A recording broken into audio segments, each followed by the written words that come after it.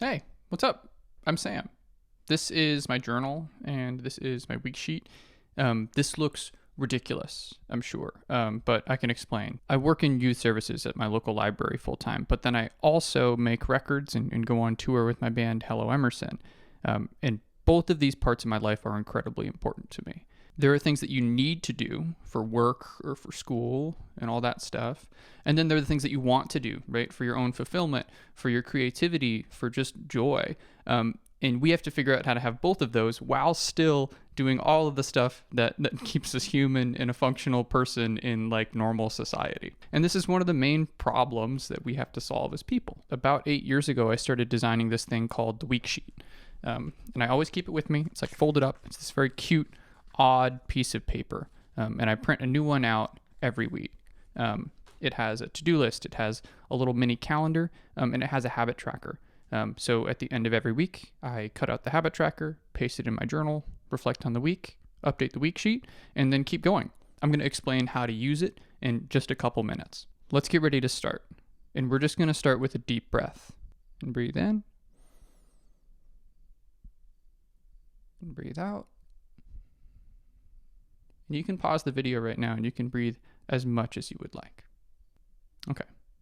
You ready? Let's do this. Part 1, this is the mind sweep. So for our mind sweep, our main question is, what is on your mind? A mind sweep is just dumping all of your to-do items that are floating around in your head onto paper. We don't need to capture everything on the first go-around. We're just going to start with the stuff that's most present in your mind. So I would recommend take your phone, put a 5-minute timer on it, and then put it out of reach. So set that timer on your phone, put it across the room, and do a mind sweep for about 5 minutes. Feel free to pause the video and then play the video again when you're ready. Great job on the first chunk. We're going to move on to the second chunk. And the main question for the second chunk is, how can we sort this out? For the week sheet, I have 4 categories that I put things into. Urgent and super important. Urgent, but not super important. Super important, but not urgent. And not urgent and not super important. So while I kind of explain things in the background here, feel free to start categorizing the things that you wrote down on your mind sweep.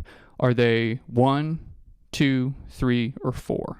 Now, with definitions of urgent or important, right, I can't tell you what's important to you. What's important to me might not be important to you. Things can change. Maybe one thing feels important one week. It doesn't feel as important the next week. That's all right. That's just how things go. You might even find out that something that was urgent, that you didn't get done, turns out not actually to be that urgent. We're just going with our gut right now. Now, after we label all of our stuff, we're going to flip our paper over, and we're going to put them in each of those 4 categories. You can handwrite them, or you could type them into the Google Doc template. Feel free to pause this video while you are categorizing things, and then hit play again when you're ready to keep going. Great job. One last thing. Notice there's a weekly focus section at the top of that column. I like to think about my weeks like they're chapters of a book, and each chapter has its own title. I find it helpful sometimes to write something up there. I don't do it every week, so you can do it if you want, but you don't have to. Okay, amazing. 2 chunks down. Next chunk, we're going to look at this tiny little calendar. I think about it as like a 2-week look ahead. So just a little brief thing to take a peek and see how busy things might get so that you know how much time or how many things you might be able to accomplish while still remaining, a person. This is a really hard part for me because I tend to move really fast and I tend to put a lot of things on my to-do lists.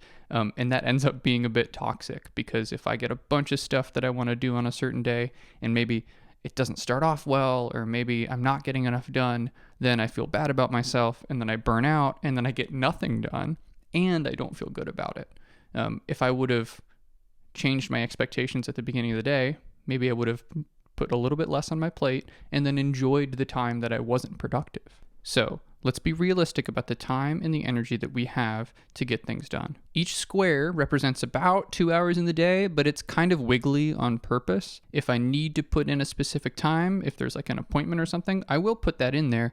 But if it's just a task that I have to do on my own time, I generally won't put in the time of day that I have to do it. Okay, let's build our first little look ahead here. Step 1, block off the time that you spend at school or at work. We can actually use a thick pen, or you could merge the cells in the Google Doc to kind of put that time together. Step 2, do you have any other obligations, clubs, appointments, stuff that you're doing with other people?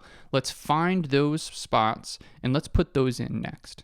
If it's helpful, you can mark the times in those blocks as well. That's generally what I do. Okay, now we're at step 3. You've got your school or your work hours blocked off. You've got some appointments, and now you've got some boxes that are empty. We're going to start to fill in some of those empty boxes with tasks from our list on the left. You may feel like you don't have time to get everything done in this week or this 2 weeks. That's okay. You probably don't, right? We're not going to finish all of our to-do list stuff ever, much less in the first week. But we want to make sure that we are listening to the priorities that we set on the left, the urgent and super important stuff, that should probably come first, and then finding the time and space and energy in our look ahead to plan to get that done. Don't overdo it. Start slow and steady. That's how we don't burn out. I aim to have 2 things each day that have nothing to do with my job. Does that always happen? No. Am I sometimes totally wiped out? Yes, absolutely. But I try. And if it doesn't happen, I'm not going to give myself a hard time about it. So now that you have your little look ahead with you, you can fold that up, take it with you, and if you get something done that day, you get to cross it off. Now, if you don't get it done and it's the end of the day, it's fine. Just circle it, highlight it, maybe move it to another time block that's later in the week. It's okay. You might even discover that something you thought was urgent is actually not that urgent in the first place. Take a break. Pause. You've done a really good job so far. Remember, this is less about completing every single thing on your to-do list and becoming this ultimate machine of productivity and efficiency, and it's more about having compassion for who you are now and making sure that you're making some slow, steady, consistent steps towards the person that you want to become. This is where the habit tracker comes into play. It's right above the 2-week look ahead. I know that for me, running in the morning, journaling, spending some time that is like unplugged, even if it's just a little bit every day, can make me happier, makes me more resilient, makes me better able to deal with the hard stuff. I can have empathy and I can have compassion and I can solve complex problems when they come up in the world. So I have those habits for me on that left column.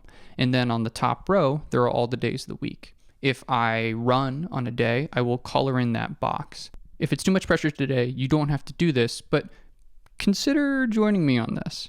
If you notice there's some stuff that you can do that really feeds you, that gives you a sense of purpose, gives you some fulfillment, consider writing that down and tracking that to maybe make it a habit. At the beginning, I just want you to be aware of what you do every day. After you do that for a couple weeks, maybe you can start to ask questions.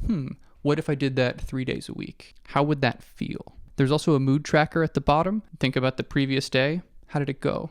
How do you feel about it? Were there any low points? You can give a number to it. You could write a little doodle in there. You could make it a color. You do whatever works for you. At the end of the week, I make sure to cut out my habit tracker and I actually paste that into my journal that I write in every day. Again, this is just about reflecting, having compassion for yourself in the moment, and walking slowly towards who you'd like to become. You don't have to journal, but the way that I do it is I set a timer in the morning for about 17 minutes, and I just write. There are like a million different ways to journal. One of my favorite is to imagine a friend asked me, hey, how are you doing really?